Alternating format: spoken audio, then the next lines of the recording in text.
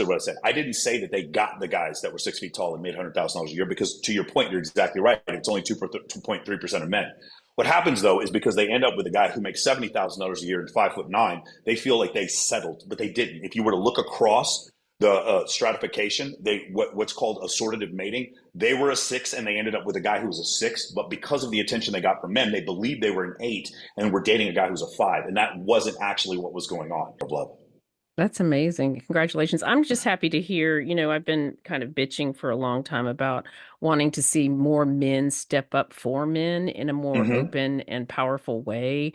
And that didn't exist for a lot of years, or if it did, it was really kind of hidden. And men didn't really talk about their emotional or mental or goals, things like that. Just it was a very closed sort of world in that regard. And so it's awesome to see men really stepping up to help other men evolve and grow.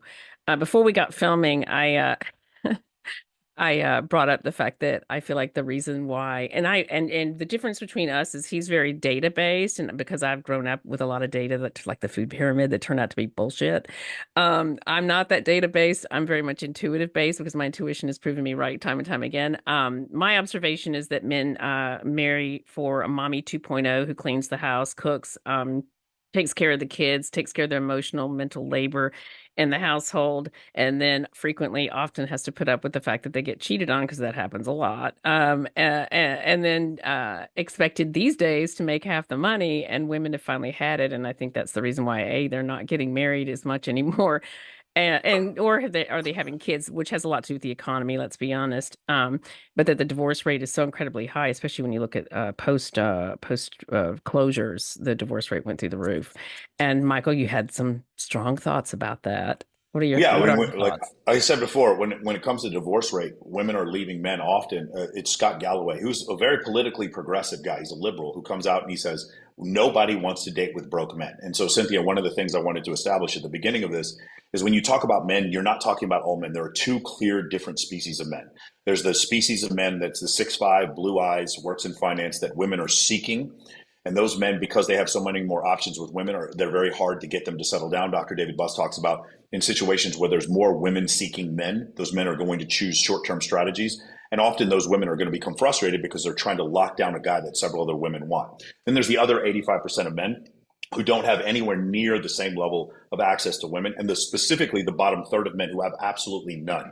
And whenever we talk about men not stepping up or men not being vulnerable, when those men are vulnerable, these women do not care. If a guy you were not attracted to came up and bought you flowers, you're not going to become attracted to him because he bought you flowers. When women say they want a man to buy them flowers, what they mean is they want a man they're attracted to buy them flowers. When women say, I want a man who to be vulnerable with me, what they want is a man who they're attracted to be vulnerable to them. Because if a homeless person came up to you and started saying, hey, I just want to let you know I'm going through some shit, bought you flowers, you're not going to go home and sleep with him just because he was vulnerable with you and because he bought you flowers.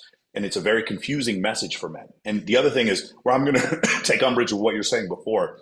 The guidelines for men, what I'm seeing is actors that are men dressing in drag, Machine Gun Kelly wearing a pink dress, and Takashi 6ix9ine going around and snitching to the feds. These are the examples that men have today. I think men are more than sensitive and vulnerable enough to make up, like in comparison to men from the generation of World War II to now, the idea that these men aren't sensitive enough is ridiculous. Of Oh, I course, didn't these say are men. sensitive. I said Yeah, emotionally and mentally mature. emotionally or Huge mentally mature. difference. The issue is like you said before, women, because of parental investment hypothesis, like I mentioned before, Robert Trivers came up with this idea in the 1970s, an evolutionary psychologist, which is in any two gender species, the gender that has more parental investment in Homo sapiens, it's going to be females. They're going to be the Hmm. more selective of the two genders, and then the gender that has the smaller sex cell, which would be men and their sperm, they're going to be more competitive with one another for access to females. And we see this. It's a falsifiable hypothesis that's never been falsified in every single two gender species.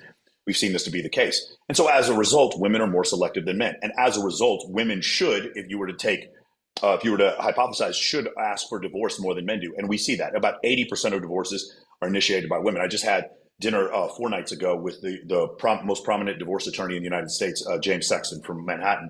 And he was explaining to me, he was like, every time we have a couple and the man has any sort of proclivity to lose his job or lose his money, Immediately the woman comes and says, I would like to get half. I want to initiate this divorce as quickly as possible. I And find that very, very hard to believe because of the well, number, just in my well, lifetime, the number of women that I've seen who supported the relationship, not only financially, but emotionally, mentally, okay, and usually didn't file for divorce until after trying a ton of other things. I just have to go back and say one thing. I know maybe three women in my 40 something years as a relatively aware person on the planet that were genuinely attracted to 6'5" men with blonde hair and finance and worked in finance. There's so few of those on the planet. I find it hard to believe right. that the statistics actually No, fit. but I think they would find those men attractive. They just don't exist. Like, Yeah, well, no, me. I had that was one of my okay, but rules. No Cynthia, finance guys. Cynthia, I'll have a room of like not Yeah. 10 girls in a room, and I'll ask them. I'll be How like, old are they what type of though? guy? Can I ask you that? So How old are somewhere they? between. Usually, I have some occasionally a woman in their late 40s, and then a couple of them in their like the early 20s, somewhere in that area. And I always look through the three M's. I look for mothers, I look for master's degrees, and I look for mothers. What was the third one? Mothers, master's degrees, and married. Those are the three things I look for because I want a separation of like different type of socioeconomic groups. And when I ask the questions, the answers are always the same. What kind of man do you want? How tall does he need to be? 6 feet tall. Well, 6 feet tall puts him in the top 17%, or I'm sorry, Hmm. the top 14% of the population. Then he needs to make $100,000 a year. Well, $100,000 a year puts him in the top 17%.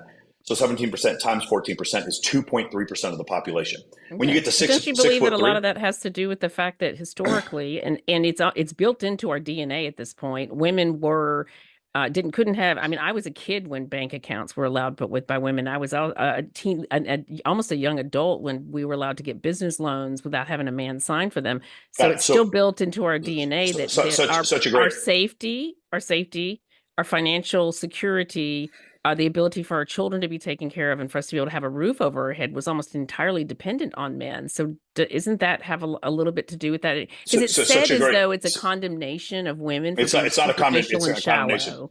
but it's evolutionary psychology. So they did specific studies issuing concerning exactly the point that you brought up. So they go to more egalitarian nations. Like, for instance, Norway is probably the most egalitarian nation on the planet, where women make more money than men, often in some cases. And in those places, what the women want is not for men to be 50-50. They choose for men to make 60% more than them. When Rihanna was worth $400 million, she was dating a billionaire. As women make more money, they want men who make even more money than them. The answer is about 1.6 to 1. So if a woman makes $100,000 a year on average, when they're surveyed, they want men who make about $160,000 a year. And even in egalitarian nations where women make more money than men, like you said, it's baked into their DNA. You are correct. This is an entomology. This is an instinct for women to be with men who are bigger, stronger, and make more money than them. And that is the case. But the problem is, Cynthia, and you can read, there's a 2016 essay by Dr. David Buss, which goes over this, is that as women make more money, and 60% of college enrollees right now are women, and about 68% of the graduates are women, if you go look at it, in those situations, those women are continuing to make more and more money, and the men that they have to choose from when they look across or up is a smaller and smaller group of men. And then you Yeah. hear women complaining more and more. But the problem is, if you're one of these men who makes $250,000 a year and you're 6 feet tall, you have hundreds of women to choose from. And so now the women come to you, they want to date you, and they're frustrated because you don't want traditional monogamy, or because, like you said before, these men are cheating or whatever. That's why you need to separate the two different types of men, Cynthia. They're the men who do not have access to any women whatsoever, and then the And top why 15%, what are the 20%. statistics of them cheating so high? So you're saying that, but Well, I've absolutely. known Let's go to thousands the of women in statistics. my lifetime, and thousands upon thousands of women in my lifetime were married to men who were not 6 feet tall, who didn't make $200,000 a year, Absolutely. and they So what you're worked their talking about, asses off to make those relationships got work, it, and then Cynthia. they oftentimes ended Got it, for Cynthia. several reasons, but those are some of them. Okay, so Cynthia, you misunderstood what I said. I didn't say that they got the guys that were 6 feet tall and made $100,000 a year, because to your point, you're exactly right. It's only 2.3% of men. What happens though is because they end up with a guy who makes $70,000 a year and 5'9", they feel like they settled, but they didn't. If you were to look across the stratification, what's called assortative mating, they were a 6 and they ended up with a guy who was a 6, but because of the attention they got from men, they believed they were an 8 and were dating a guy who was a 5, and that wasn't actually what was going on. They were delusional into the ability of what they thought they could get, and because they kept trying to get that man who was at the top, and because they feel like they settled for the guy who was under 6 feet tall and did make $200,000 a year, then they had a higher proclivity to file for divorce. And that's essentially what's going on, because our Homo sapien brains were not designed to go on social media and see hundreds and hundreds and hundreds and thousands of images of people who look better than us, who are wealthier than us. And because of that, there's studies that show for both sexes, for men, as they watch pornography, they start to find their wives to be less attractive. And as Yeah, women see men who they have, start getting really attracted to really, really young people because that's how our society's built. It's built to well, it's train not men. society's built in every society throughout history as No, I'm men referring gained to in the porn. socio I'm referring to the like the fact that women the over porn the time have porn been like the stripping women of body hair, wanting them to okay, lose a no one, lot of okay, weight. I Like understand what you're that's saying, about but there's no child stripping porn. of body hair like Yamamamo Indians in Venezuela. In every single society, in 1989, Dr. Buss is a 37 culture study, and he goes over every society, and in every single society, as men gain in socioeconomic class, the difference in age between them and their wives increases. Men wanting younger women is not a function of Mm, normal. One that more has time, more to do Cynthia. with their One more fragile time, egos. I mean, just watching porn growing up, I'm just going to Cynthia. tell This you the is not. body hair thing happened This is recently, and it was Cynthia. a direct This result is of 17. I'm just 17 Beautiful. porn. I understand your anecdotal evidence. This is really not up for debate anymore. Mhm. There's been several studies that go over this. These are Yanomamo Indians in Venezuela who do not have access to porn. They do not, the Yeah. Inuit Indians do not have access to porn. In every single one of these societies, Aboriginal men in Central Australia who do not have access to porn or the internet, in every single one of these societies, the men who, when they grew in socioeconomic status, in every single one of these societies, they chose younger and younger wives. And The these were difference in age, patriarchal societies, but there's right? no there. But hold on, there is no other. What you're talking about before, the society where the foraging and the majority of hunting and the majority of fortification is built by women doesn't exist. There is no other society. If you're referring to it from that standpoint, yes. Yeah, That when men are in the control, they want to they'll Okay, their Cynthia, but proclivities come pre out. plasticine, oh, pre agricultural revolution, there's no such thing as a non patriarchal society. In every one of the societies, Yeah. all the men were in control. But here's the problem, Cynthia. If I'm a man and I was a young 20-year-old guy observing other people, women that were not interested in me because I was not of a high status, and whenever I saw that, the things that I saw rewarded by women with sex were being assertive, being aggressive, and being more dominant. And so that caused me to want to do those things. So if you have a problem with the factors of a patriarchy, then women should start having sex with men who are so assertive and dominant. They This is one of the have. last. I hate to tell They you, but have have you seen the birth rate in this world? It's the dying birth rate has nothing to do with who because they're having men sex with. refuse to evolve emotionally and mentally. You That's know, the birth rate. I agree with a lot of what you're saying, but I The think birth rate is we're lower because of birth divorcing control. men. It's like we're blaming women for the fact that men have ended up in No, this situation. But I've watched lots of relationships, and I was not impressed with the no one's men. blame. Yeah, no one's blaming anything or anything. But the birth rate went down because of birth control.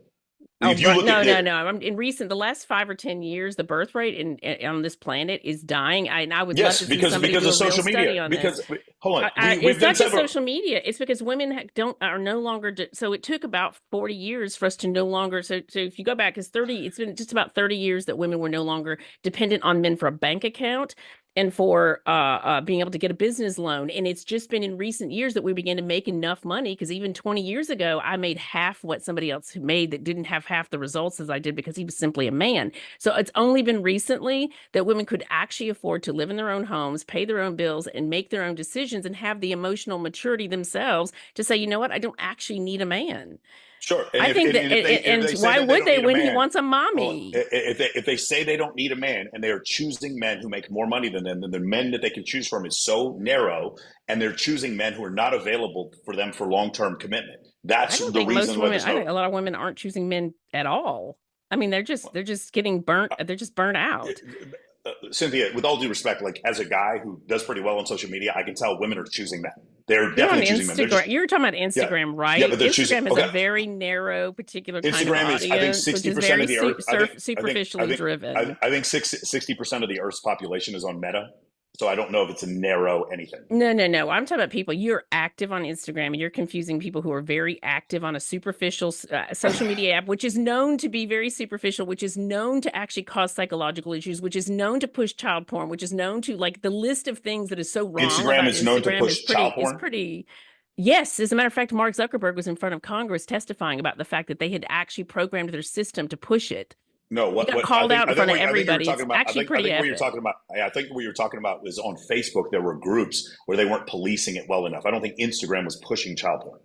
I That's think actually what they there's a called. They difference. called him out on the fact that their Correct. system But was pushing it. Cynthia, I'm sorry. Do you understand WhatsApp, Meta, But my Facebook, point and is, Instagram are four I've different owned two things? agencies, and I not just designed, I founded influencer marketing and brand communications, and I'm Okay. telling you So why that would the you do that people if who it's spend a causing lot of time psychological on damage to people? Instagram Why would you? Why would you? more superficial. Why would you? But why would you do that? Why would you have influencer brand marketing if it's causing psychological issues for people? Well, that's just it. I didn't tell anybody for a really long time about influencer marketing because I was so embarrassed that I So introduced you were that crap embarrassed to that you're doing people. Yes, I was. influencer I marketing. was. Do you know why? Because introduced that to this country in 2000, I think two is when we first started telling people at Fashion Week. And then it took me 3 or 4 years to get that to take off. And then I sat back and I watched as people started flashing cash and posting, basically porno to get themselves popular. And then women started getting eating disorders. And then men and women started having even more issues. And I was like, There, Jesus there, Christ, what there, have I there's unleashed on this statues. planet? There's statues of Greek women that were disproportionately skinny, eating disorders. Literally, there's poets by Greek and Roman leaders talking about women not eating enough food. The idea of So you don't think if the you want to mental say, health, the spike in mental health issues that is literally globally and in young no, teenage I girls agree. I has agree that anything to there's a do with spike. that? I agree that there's a spike of mental illness, but I do think it's convenient that you think that social media is part of the reason why, or it I causes know it people to become does. incredibly shallow. But it's not the reason why women have become delusional in their choices.